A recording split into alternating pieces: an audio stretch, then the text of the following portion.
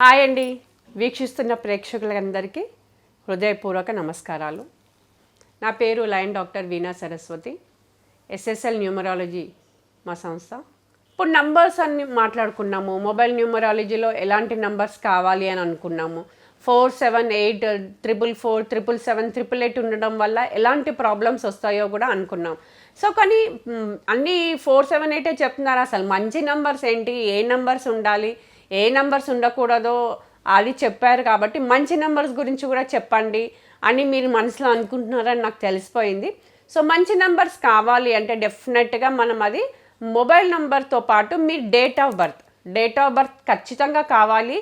Yes madam, date of birth ఉంది కానీ అది కరెక్టో కాదో తెలీదు, మా పూర్వీకులు పెద్దవాళ్ళు నా డేట్ ఆఫ్ బర్త్ రికార్డ్ చేయలేదు, నాకు డేట్ ఆఫ్ బర్త్ అన్నది తెలీదు, మరి నేను ఎలాగా మొబైల్ నెంబర్ కరెక్టా కాదా, నా డేట్ ఆఫ్ బర్త్ లేకపోతే నేను ఎలా సెట్ చేసుకోవాలని మీలో డౌట్ ఉంటుంది. మీ డౌట్ని నేను గ్రహించే దీనికి ఆన్సర్ నేను చెప్పాలనుకుంటున్నాను.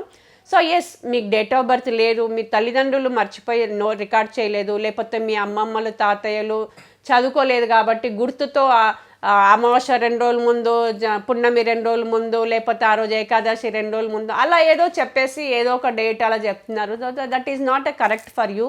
సో అలాంటప్పుడు మీరు ఏదో ఒక డేట్ ఖచ్చితంగా మీ ఆధార్ నంబర్లో ఇచ్చేసే ఉంటారు. ఫర్ సపోజ్ ఒక ఆధార్ కార్డులో మీరు డేట్ ఆఫ్ బర్త్ ఖచ్చితంగా ఇవ్వాలి, అవును కదా. సో ఆధార్ కార్డులో ఉన్న నంబర్ డేట్ ఆఫ్ బర్త్ని మనం పరిగణనలోకి తీసుకుంటాం అనమాట. ఎందుకు ఆధార్ కార్డులో ఉన్నది తీసుకోవాలి అంటే ఆల్రెడీ కొన్ని సంవత్సరాల నుంచి మీరు ఆ డేట్ ఆఫ్ బర్త్ మీద ఆధారపడి ఆధార్లో ఇచ్చేసారు, అది మీకు యాప్ట్ అయిపోతుంది. ఫర్ సపోజ్ ఒక చిత్రకారుడు ఒక రోడ్డు మీద ఒక చిన్న శిల్పకారుడు రోడ్డు మీద పడి ఉన్న ఒక చిన్న రాయిని తీసుకెళ్ళి ఒక శిల్పం చేసి ఒక వినాయకుడు మూర్తి చేశాడు అనుకుందాం. సో ఆ పనికిరాని రాయిని ఒక శిల్పకారుడు వినాయకుడు చేశాక మనం అందరం ఎందుకు ఊరుకుంటాం చెప్పండి? దాని దగ్గరికి వెళ్ళి బొట్టు పెట్టడము, పూజలు చేయడము, అక్షంతలు వేయడము, లేకపోతే కుంకుమ పసుపు చల్లడము, అభిషేకం చేయడము, దాంతో పంచామృతంతో దాన్ని అభిషేకం చేయడం, ఇవన్నీ చేస్తూ ఉంటాం కదా. సో చేయడం వల్ల దాంట్లో పవర్స్, ఎనర్జీస్ అన్నది దానంతటా అవే వస్తాయన్నమాట. అట్లాగే ఎప్పుడైతే మనం ఆ ఎనర్జీస్ని ఆ రాయిలో పొందుపరుస్తామో మన పూజల వల్ల, అభిషేకాల వల్ల, మన ఈ పూజలు చేయడం వల్ల ఆ రాయికి ఉన్న పవర్స్ని మనము తీసుకొస్తామన్నమాట. అప్పుడు దాన్ని మళ్ళీ గురి కట్టి దాంట్లో మళ్ళీ అన్ని పూజలు చేసుకుంటాం కదా. అట్లా పవర్స్ని ఎప్పుడైతే ఆ రాయిలో వేస్తామో దానికి అంతటా ఎనర్జీస్ అట్లాగే వస్తుంది. సేమ్ అలాంటి విధంగానే ఎప్పుడైతే ఒక నంబర్ అన్నది మీరు ఆధార్లో ఇచ్చేస్తారో అది మీకు యాప్ట్ అయిపోతుంది అనమాట. దాంతో మీరు ఎన్నో కార్యక్రమాలు, ఎన్నో పనులు చేసేస్తున్నారు. ఆధార్ అంటే ప్రతి ఒక్కటి దానికి ఆధార్ ఇవ్వాల్సిందే. సో ఆధార్ కార్డు ఇస్తున్నారు కాబట్టి అది దానికి సెట్ అవుతుంది అనమాట. సో ఆధార్ కార్డులో మీరు ఇచ్చినప్పుడు ఆ ఆధార్ నంబర్ని, ఆ డేట్ ఆఫ్ బర్త్ని మనం పరిగణలోకి తీసుకుంటాము.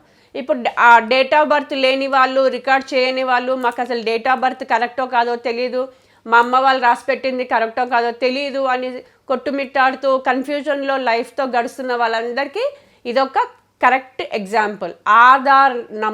ఆధార్ కార్డులో ఇచ్చిన మొబైల్ నంబర్, ఆధార్ కార్డులో ఇచ్చిన డేట్ ఆఫ్ బర్త్ని మీరే ఆ డేట్ ఆఫ్ బర్త్ పెట్టుకొని ఏదో ఒకటి పెట్టేశారు కాబట్టి దాన్నే మీరు యూస్ చేయాలి. ఓకేనా? ఇది క్లియర్ అయిపోయింది కదా మీకు. సో ఆధార్ కార్డులో ఉన్న డేట్ ఆఫ్ బర్త్ని బట్టి మీ మొబైల్లో ఉన్న నంబర్స్ని బట్టి మీకు ఏ నంబర్ సెట్ అవుతుంది, ఏ నంబర్ సెట్ కాదు, ఏ నంబర్ అయితే మీ లైఫ్లో ఇంకా బెటర్గా ఉంటుందని మనం చెప్పడానికి ఆస్కారం ఉంటుంది. సో మొబైల్ నంబర్ ఒక ఎత్తు అయితే మీకు ఒరిజినల్గా డేట్ ఆఫ్ బర్త్ ఒకటి కంపల్సరీ కావాలి.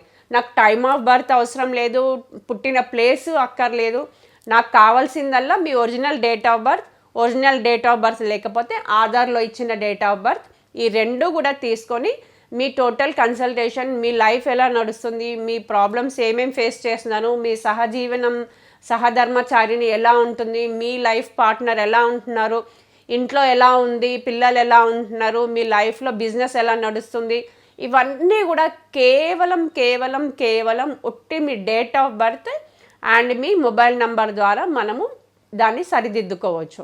చాలా సహజమైనదండి. దీంట్లో మనం ఏమాత్రము సందేహించక్కర్లేదు. మీ number, date of birth plus mobile నంబర్తో ఇంత డీటెయిల్స్ మనకి ఎలా తెలుస్తుందని మీరు ఆశ్చర్యపోవచ్చు.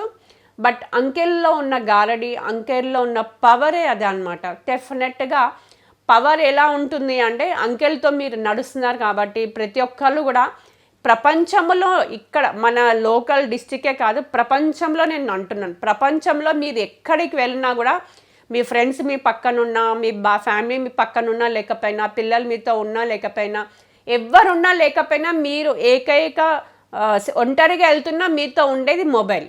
అవునా? దాన్ని మీరు ఏకీభవిస్తారు కదా.